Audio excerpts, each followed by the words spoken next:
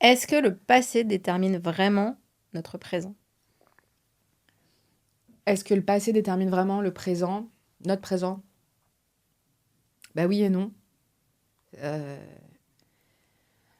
oui et non, parce que c'est pas parce qu'il t'est arrivé des trucs dans le passé que, que tu peux pas avoir un présent et un futur géniaux, en fait. Donc ça détermine si tu le veux, en fait. Et si tu veux pas, ça détermine pas. Mais ça détermine quand même parce que in fine, bah, c'est une suite. Donc oui, il y a quand même une espèce d'influence. Mais tu peux choisir de t'en défaire. À ton avis, qu'est-ce qui cause la majorité des souffrances des gens? Alors, ce qui cause la majorité des souffrances des gens, selon moi, c'est de continuer à être malheureux pour un truc qui n'existe plus. C'est-à-dire que, ou, parce que tu peux avoir les deux en plus, t'inquiéter pour un truc qui va arriver et qui n'est pas encore arrivé, mais qui peut-être va arriver, mais qui peut-être n'arrivera jamais. Pas mal. Tu vois? Tu l'as dit avec beaucoup de... Enfin, genre, c'était très fluide. Ça se voit que je parle de moi, ouais. Euh, C'est-à-dire qu'on a tous vécu des trucs dans notre vie avant qui n'étaient pas cool. Mais ils sont passés. Et notre capacité à être heureux, elle va dépendre de qu'est-ce qu'on choisit à quoi on choisit de penser. Si toute la journée tu te dis oh là là, c'est horrible, j'avais pas d'argent quand j'étais petite, ou on m'a harcelé, ou je sais pas, enfin, quelle que soit ta souffrance ou tes souffrances, si tu penses à ça toute la journée, forcément, tu vas être moins heureuse que si tu penses à ah, il est trop bon mon match à la thé, ou elle est trop belle cette balade, ou là je suis avec ma BFF en train de parler et c'est marrant. Enfin, donc du coup,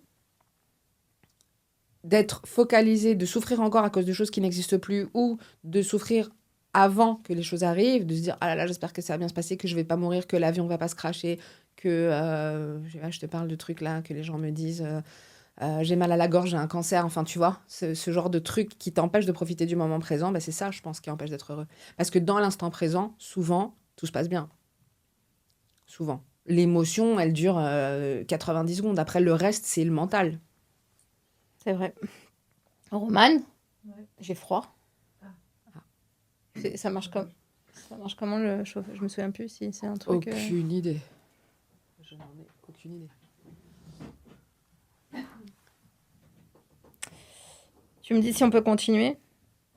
comment? Tu me dis si on peut continuer? Moi, je vais faire un peu de bruit. Alors vas-y, attends. En Je fait, bois le un coup. problème, c'est que le chauffage fait un peu de bruit aussi. Ah oui, c'est vrai.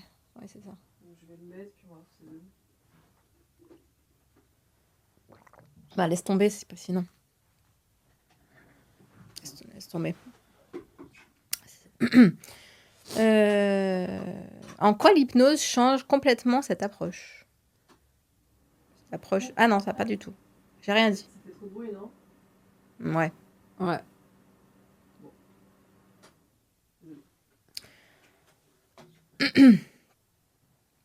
Ok. Je sais pas pourquoi il y a cette question, mais c'est pas grave. La question d'avant, c'était c'est quoi la valeur ajoutée de l'hypnose quand les gens ressassent par rapport à une thérapie verbale longue? Alors, l'avantage. De l'hypnose Ouais, quand c'est les gens ça, c'est ressassent. l'avantage. L'avantage de l'hypnose quand La valeur ajoutée, ouais. Ouais, la valeur ajoutée de l'hypnose quand les gens ressassent par rapport à une thérapie verbale longue, bah, c'est déjà que c'est une thérapie brève. Donc, normalement, tu règles le problème plus rapidement que sur une thérapie longue. Et ensuite, dans les thérapies longues, bon, alors j'en ai jamais fait, mais les gens que je vois en séance en ont fait beaucoup. Dans les thérapies longues, tu racontes ton problème. Donc en fait, tu racontes, t'en parles, tu décortiques. Parfois, le thérapeute fait des suggestions. Ah, mais votre père, il est comme ça, du coup, c'est pour ça, du coup, ça vient de votre enfance, etc. Et en fait, on sait que plus on parle de quelque chose, plus on imagine quelque chose, plus on va avoir les émotions associées. C'est comme quand tu penses à, je sais pas moi, à à un truc agréable, tu vas sentir une émotion agréable. Quand tu penses à un truc dégueulasse, tu vas avoir une émotion désagréable. Donc, plus tu parles de trucs désagréables, plus tu ressens des émotions inconfortables.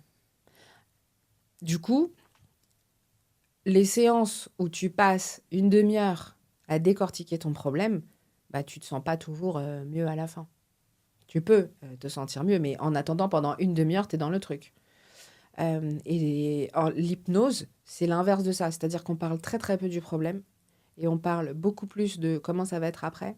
Et on travaille sur l'état souhaité et pas sur l'état d'avant. Parce que Richard Bandler, le gars qui a modélisé la PNL et l'hypnose ericksonienne, en fait, il y avait Milton Erickson qui faisait de l'hypnose sans le savoir et de la PNL sans le savoir. Et Richard Bandler et John Grinder, ils sont arrivés, ils ont dit « Mais attends, c'est trop bien ce que tu fais ». Et ils ont modélisé ce qu'il fait, ils ont appelé ça la PNL.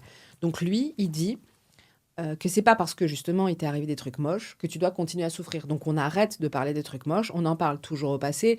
Si on peut, on fait même des gestes pour dire ah, avant quand t'étais comme ça, et on fait le geste, tu vois, pour dire que c'était dans le passé. Donc tout est fait pour que on soit concentré uniquement sur le futur et donc l'état souhaité et donc la suppression des symptômes. Parce que ce qui nous rend malheureux entre guillemets, c'est les symptômes. Les symptômes, c'est par exemple passer devant le miroir et se dire ah, tu me dégoûtes, et aller vomir. Parce que, tu vois, parce que peu importe finalement que son père lui ait dit ça ou ça ou ça, ce qui compte, c'est comment elle va avoir un bon rapport à son corps. Donc, ça sert à rien de raconter pendant 36 séances le problème. On dit, OK, il s'est passé ça, maintenant on avance et on fait... et on travaille sur le futur. Et donc, l'état souhaité. Et ça, c'est la différence majeure. C'est-à-dire que à la fin d'une séance d'hypnose, parfois, le problème il est réglé. Ou on n'a plus du tout la même vision de la chose. Et il y a un postulat de l'hypnose que j'adore, c'est la carte n'est pas le territoire, c'est-à-dire la réalité. Ta réalité n'est pas la réalité. Déjà, on voit déjà même pas les mêmes couleurs à la base. On n'entend pas les mêmes sons. Tu vois, il y a des gens qui n'ont pas du tout les mêmes lectures des situations. Donc, ce qui cause notre malheur et notre détresse, c'est la manière dont on interprète notre réalité. Et ça se change en hypnose. Qu'est-ce que tu dirais à quelqu'un qui croit qu'il ou elle va devoir souffrir toute sa vie à cause d'un truc passé? Qu'est-ce que je dirais à quelqu'un qui croit qu'il va devoir souffrir toute sa vie à cause d'un truc passé? Mais que c'est pas vrai! Venez! Venez, allez voir des hypnos, faites-vous ce cadeau, quoi. C'est pas vrai, en fait. Enfin, c'est pas vrai. Ça peut être vrai si tu décides que c'est vrai. Mais si t'as plus envie de souffrir à cause d'un truc passé, c'est possible, en fait. Et comment tu fais ça, du coup? Comment moi je fais ça? Eh ben, ça dépend quelle partie. Moi, j'aime beaucoup travailler avec les parties. On imagine une métaphore que notre être, c'est comme un immeuble avec plein de colocs et que chacun veut que ça se passe bien. Et donc, il y a une partie qui dit « Ah non, mais regarde, l'autre fois, quand on nous a humiliés, c'est parce qu'on n'était pas assez belle, c'est parce qu'on n'était pas assez pertinente et tout. Donc, il faut absolument qu'on soit belle et pertinente. Et donc, ça va être cette partie de nous qui est hyper anxieuse, qui nous répète tout le temps « Non, mais là, t'es pas assez, t'es pas assez, t'es pas assez. » Cette partie-là, elle a une utilité, c'est-à-dire de nous préserver de l'humiliation qu'on croit qu'on va revivre. Mais le problème de cette partie-là, c'est que son travail, il fait chier. C'est-à-dire on a tout le temps des pensées dégueulasses, on dit qu'on n'est pas assez. Et il y a d'autres parties dans le corps qui ont d'autres méthodes, et qui vont permettre de dire « Non, mais viens, on arrête de faire ça. » En fait, le vrai chemin, c'est ça. Et donc, c'est de mettre en accord ces parties, de dire à la partie qui crée le symptôme, par exemple, la partie dans la personne qui se fait vomir, la partie qui fait vomir, qui dit « faut qu'on aille vomir parce qu'on est dégueulasse », lui dire « non, en fait, la solution, ça n'est pas ça ». Et donc, en état d'hypnose, c'est hyper facile d'accéder à ces parties-là et de rééquilibrer les rôles, tu vois. Et de dire « est-ce que la partie qui a la solution, elle peut venir et donner ses solutions ?» Et ça va être autre chose, tu vois. Et ça, c'est sans souffrance parce que déjà, tu es dans un état dans un état d'hypnose souvent qui est agréable. Enfin, j'emmène jamais les gens dans des trucs moches, hein. Et donc, ça se fait tout seul. C'est un peu comme un rêve, il y a juste besoin d'imaginer. Si tu peux l'imaginer, tu peux le faire. Voilà comment je fais. Ça, j'aime beaucoup travailler avec les parties. Alors, la question, est-ce que c'est possible de se libérer sans revivre tout le bordel encore une fois? Est-ce que c'est possible de se libérer sans revivre tout le bordel encore une fois? Absolument. Absolument. Justement, il y a un truc que j'aime bien faire aussi et qui est d'une puissance incroyable, c'est d'aller chercher l'enfant intérieur et de lui parler avant le problème. Parce que souvent, quand on parle du passé et qu'on propose une régression, les gens disent « Ah non, mais moi, j'ai pas du tout envie de retourner dans ces souvenirs, c'est horrible, c'est des traumas, etc. » Et en fait, on va juste avant que ça se passe, dans un moment où ça va. Donc, la personne est en hypnose, on lui dit « Imagine que tu vas dans le passé. » C'est très simple, hein, imagine, mais ça marche. Imagine que tu vas dans le passé juste avant cet événement et tu vas apporter la ressource à l'enfant. Tu vas lui expliquer ce qu'il doit savoir, que maintenant tu es là, etc. Et ça, ça, tu revis pas le truc. Parce que tu vas avant et tu changes la donne avant. C'est comme, c'est comme dans Retour vers le futur, quoi. Tu vois? Tu vas dans le passé, tu changes un événement et ça va changer la manière dont tu te sens aujourd'hui, sans changer la succession d'événements. Quoique, je sais même pas si ça se trouve, ça la change. Vaste débat. En tout cas, ça change les pensées que tu as dans le présent. Parce que souvent, les problèmes qui sont liés à l'enfance, c'est l'enfant intérieur, donc c'est cette partie de nous qui a souffert, qui continue à piloter les comportements. Et quand on lui dit, c'est bon, t'es safe, tu peux arrêter de faire ça, il arrête.